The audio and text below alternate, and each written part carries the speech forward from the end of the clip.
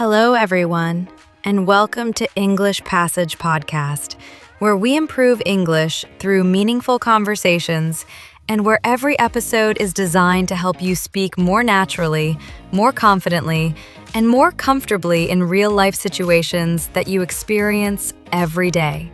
And this is not just about learning English as a language, but about actually living the language through situations that feel real, relatable, and sometimes even a little challenging, like going to a shopping mall and interacting with people around you. Have you ever entered a large shopping mall with excitement, but within just a few minutes, you start feeling slightly confused, a little overwhelmed, and unsure about what to say when someone suddenly speaks to you in English? And in that exact moment, instead of asking for help, you suddenly become very interested in your phone, or you start looking at random things around you as if you are deeply focused on them. That reaction is so natural and so common. And today, we are going to help you move from that hesitation to confidence step by step. So imagine this in detail. You walk into a large, modern shopping mall on a busy evening, and immediately you are surrounded by bright lights, background music, and the sound of people talking, laughing, and moving quickly from one store to another. And while that environment feels exciting, it also feels slightly overwhelming, because you are trying to observe everything at once while also figuring out where you need to go. You look around, trying to read the signs, trying to understand which direction leads to clothing stores, but the information feels scattered and unclear. And then you pause for a moment and think, should I ask someone? Or should I just keep walking and hope I find it? But instead of staying stuck in that confusion, you decide to take a small step forward and approach the information desk. You smile slightly, take a breath, and say, "Excuse me, could you please help me find the men's clothing section? Because I'm not very familiar with this mall." That sentence is clear, polite, and complete. The staff responds quickly, saying, "It's on the second floor, near the escalator, just past the food court." And although the sentence is clear, your brain only catches part of it. So instead of pretending, you say, "I'm sorry, could you please repeat that a little more slowly? Because I didn't catch everything."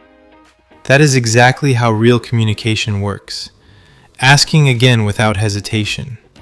And if needed, you can even say, "Would you mind showing me on the map?" Now, as you finally reach the clothing store and step inside, you immediately notice the neat arrangement of clothes, the lighting, and the calm environment compared to the busy mall outside. Within a few seconds, a salesperson approaches you and says, "Hello, welcome. Are you looking for something specific today?"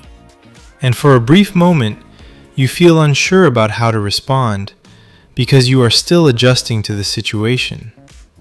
But then you respond naturally by saying, "Yes, I'm actually looking for a casual shirt that I can wear regularly. Something comfortable, but also a little stylish." That response not only sounds natural, but it also gives clear information. And if you are not ready to engage, you can say, "I'm just browsing for now, but I'll let you know if I need any help," which keeps the interaction polite and relaxed. And honestly, that sentence gives you breathing space. Now you find a shirt that immediately catches your attention, and as you hold it, you start imagining how it would look on you. But then you hesitate slightly because you are not sure about the size and you don't want to choose the wrong one. So you ask, "Excuse me, could you please tell me if this shirt is available in medium or large? Because I'm not sure which one would fit me better." The staff responds kindly and says they will check. And as you wait, you feel a mix of curiosity and anticipation. When they return, you say, "Thank you so much. Could I try this on in the trial room?" And now begins the most personal moment, the trial room experience. The moment where expectations meet reality. As you look in the mirror, you say, "I think the fit is quite good, but the sleeves feel slightly tight, and I'm not sure if this is comfortable enough for daily wear. Or you say, the size feels right, but I'm not completely sure about the color because it looks different in this lighting. Then you step out and ask, do you have this in another color or maybe a slightly bigger size that I could try? After spending so much time walking around the mall, trying clothes, making decisions, and interacting with people, you suddenly start to feel both physically tired and mentally a little drained. And that's when you realize that you need a break and something to eat.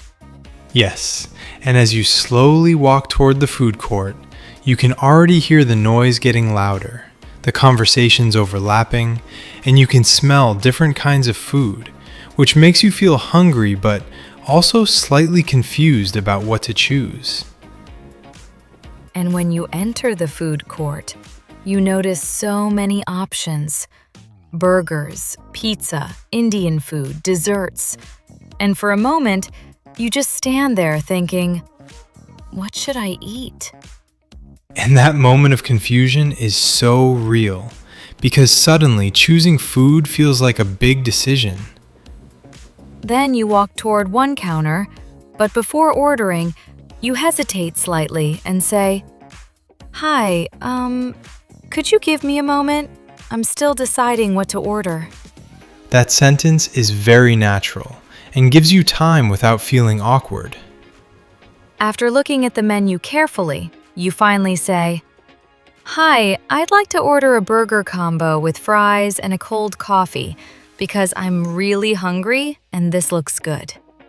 But then, just as you're about to finish, you pause and say, "Actually, can I make a small change to the order?" And the staff responds, "Sure, what would you like to change?" Then you say, "Instead of fries, could I get something lighter, maybe a salad or something similar?"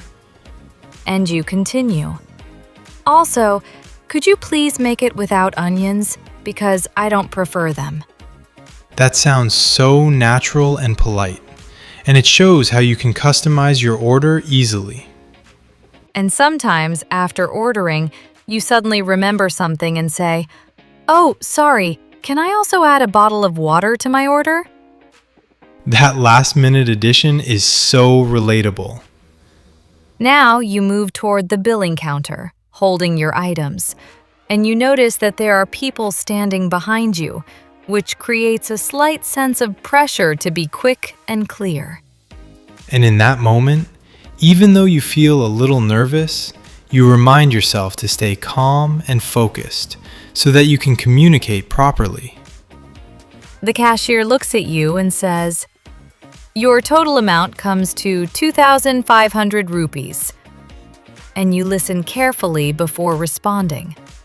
Then you say clearly, "I'll pay by card," while taking out your card and preparing for the payment.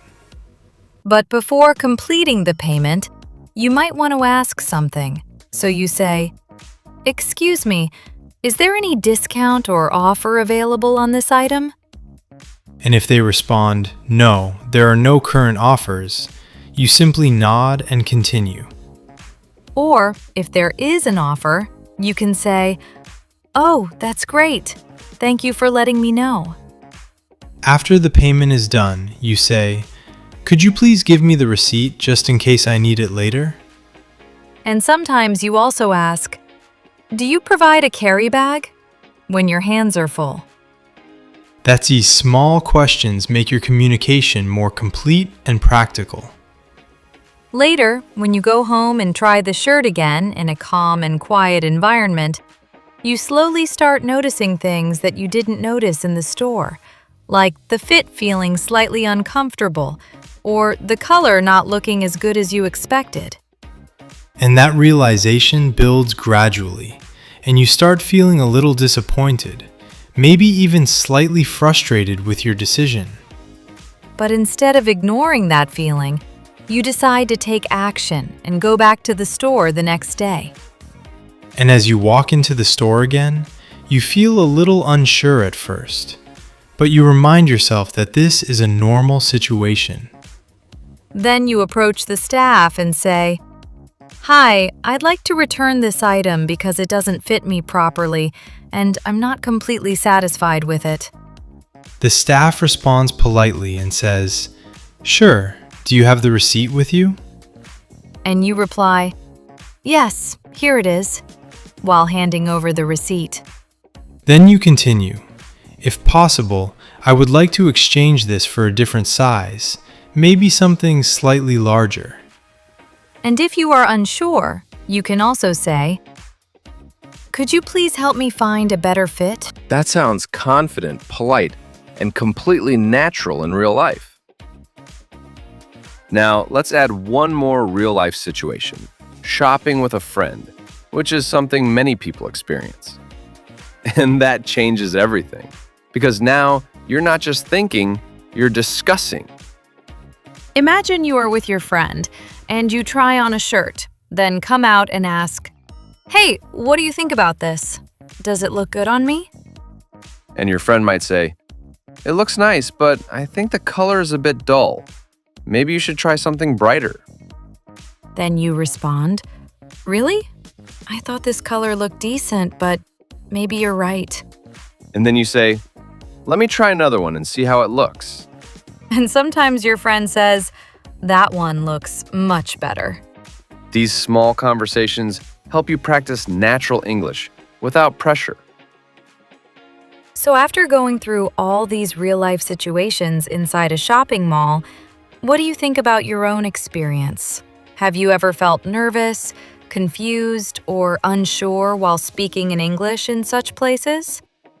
And if you have, don't worry at all, because that's completely normal.